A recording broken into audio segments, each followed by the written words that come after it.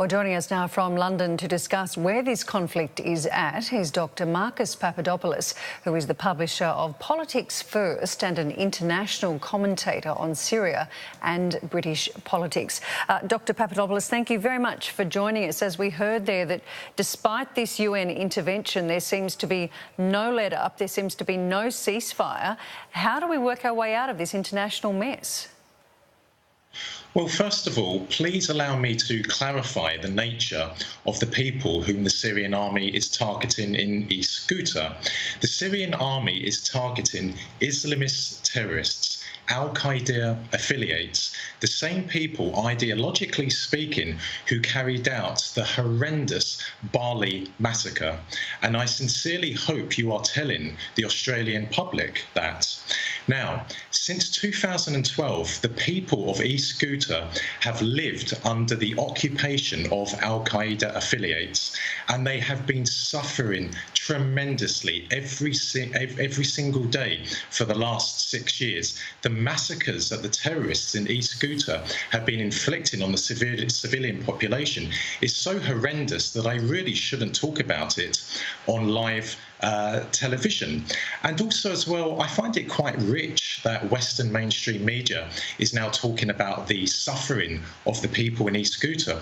Well, where was Western mainstream media in the last 6 years when the inhabitants of that region have been suffering so terribly at the hands of terrorists who are being backed by the Americans and the British? And let us not forget as well, on a daily basis for the last 6 years, the terrorists in East Ghouta have been mortaring and have been firing rockets into Damascus. They have been aiming at schools, hospitals, nurseries. Indeed, last week, they killed a large number of children. So I think it is quite rich and, frankly speaking, disgraceful that Western media is talking about a humanitarian concern in relation to East Ghouta.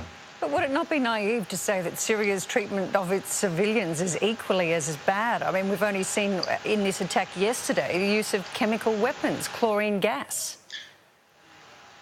You are relying on the white helmets, and no proper legitimate court of law in the world would rely on the white helmets. Why? Because the white helmets are a propaganda weapon. They are a propaganda weapon of the terrorists, and they are the brainchild of the British government. And at the same time, even worse than being a propaganda tool, the white helmets are actually Islamist terrorist fighters themselves. We have independent witnesses. We have independent footage of white helmet individuals standing over the bodies of dead Syrian soldiers, of them firing AK-47s, of them firing RPGs. You must not rely on the white helmets. The white helmets are a propaganda tool, and they are terrorists themselves. You have recently tweeted that, and I think you touched on that a little earlier, that the terrorists occupying East Ghouta are the same people, ideologically speaking, who carried out the London, Manchester, Madrid, Paris and Bali bombings. They are murderers who are being backed by the US and the UK for geostrategic reasons. Can you expand on that for us? Absolutely. For many decades now, the Americans and the British have had a very close relationship with radical Islam. They backed the Mujahideen, including Osama bin Laden, against the Soviets in Afghanistan. They facilitated the arrival of the Mujahideen, including Osama bin Laden, to Bosnia during the Bosnian Civil War. They assisted the various Al-Qaeda affiliates in Libya in 2011 in their attempt to topple Colonel Gaddafi. And they are supporting Islamist terrorist groups in Syria. And the Islamist terrorist groups in Syria are not just ISIS, not just Al-Qaeda, but also the Free Syrian Army.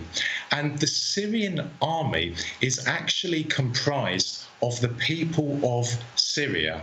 It is comprised of Sunnis, of Shia, of Christians, of Druze, of Kurds, of Armenia.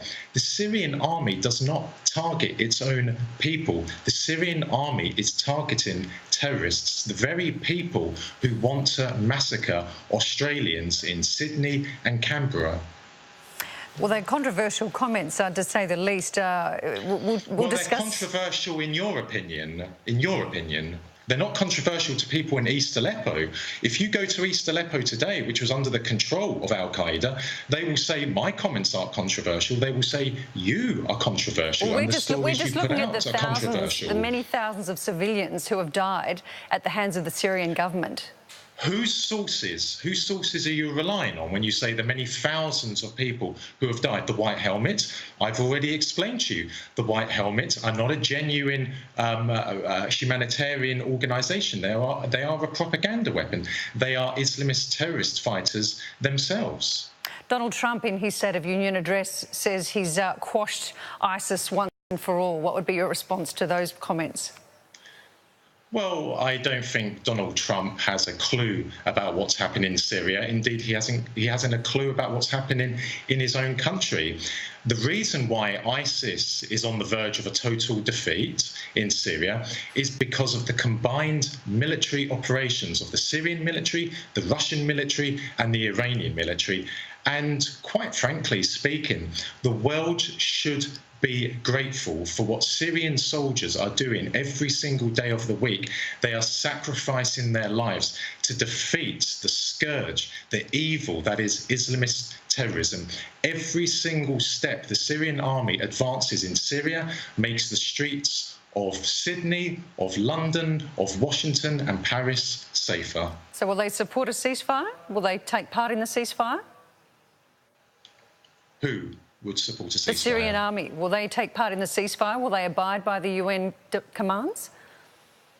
The Syrian government has been participating in talks to bring about ceasefires all over Syria, and the Syrian government cares for one thing: its people. And if it can facilitate a ceasefire somewhere in Syria, whereby the terrorists move to, for example, Idlib, then the Syrian government will do that, which I think is quite remarkable. But please, let me remind you, the people the Syrian army is fighting in East Ghouta are Al-Qaeda affiliates, the same people, ideologically speaking, who massacred Australians in cold blood in Bali. All right, Dr. Marcus Papadopoulos, we do appreciate you joining us this evening. Thank you very much for your time. Thank you.